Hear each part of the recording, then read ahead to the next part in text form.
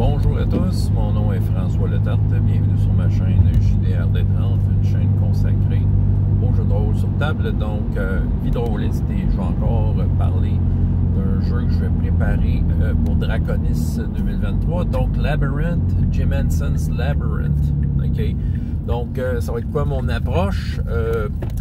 Ça va être vraiment de lire le livre tout simplement, parce que le livre est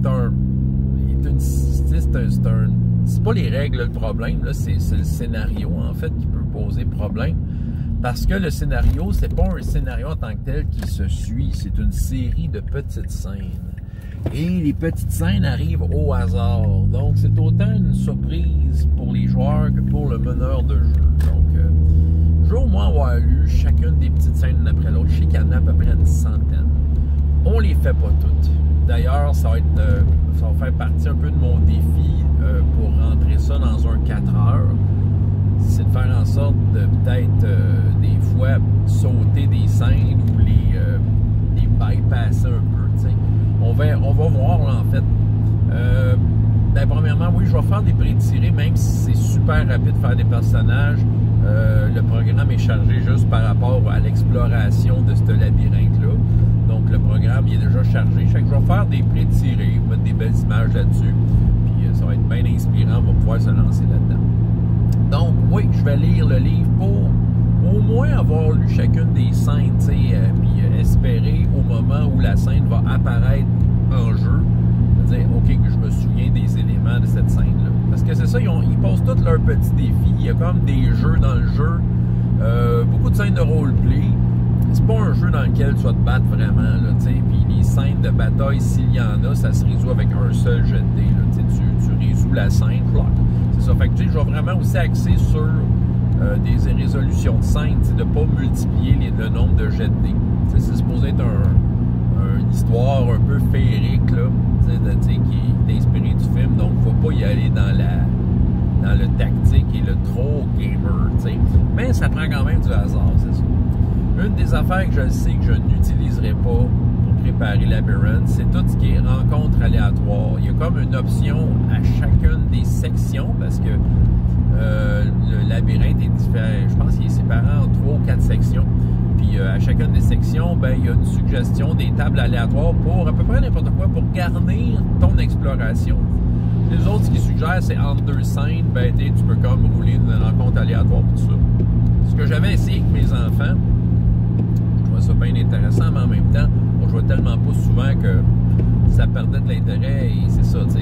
Je pense que les rencontres aléatoires, ça va valoir la peine avec un groupe qui prévoit se voir une couple de fois dans un laps de temps raisonnable, tu sais, à toutes les semaines, 2 semaines, puis on se voit une couple de fois, 3, 4 fois, puis tu sais, là, on vit à fond l'aventure labyrinthe avec toutes les rencontres aléatoires qui vont comme vraiment décorer notre aventure finalement.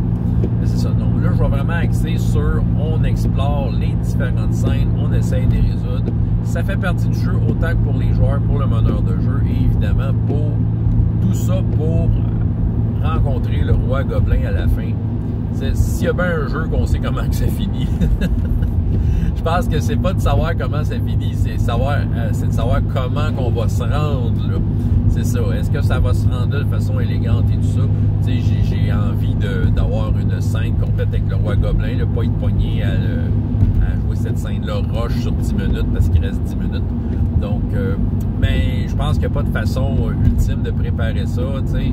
Ouais, je pourrais dire je choisis mes scènes. Non, ça fait partie du plaisir de dire hey, je sais pas quelle scène ça va tomber. Ah, c'est celle-là. Puis, tu sais, de faire des liens entre les différents événements qui font que ça s'accumule, parce qu'au cours de la route, il y a des scènes dans lesquelles vont apparaître, mettons, des personnages non-joueurs qui vont les suivre, ou des problèmes qui apparaissent à une place, puis qui ont toutes les raisons du monde de revenir plus tard. C'est ça, c'est tout cas, c'est le bout de le fun. Labyrinthe, là, c'est ça. Le Jim Henson's Labyrinthe, le point vendeur de ce livre de jeu-là, c'est le fait que le labyrinthe, tu l'explores de façon aléatoire et que c'est ça, c'est autant de surprise pour le meneur de jeu que les joueurs.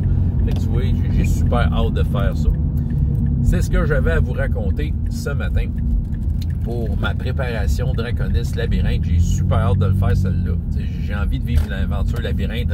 4 heures de fil, rentrer dans cet univers-là. En tout cas, en espérant vous y voir à ma table. Donc, François Le Tarte, JDR des 30. Et jusqu'à la prochaine fois, ayez autant de plaisir dans la vie, dans les jeux. Au revoir!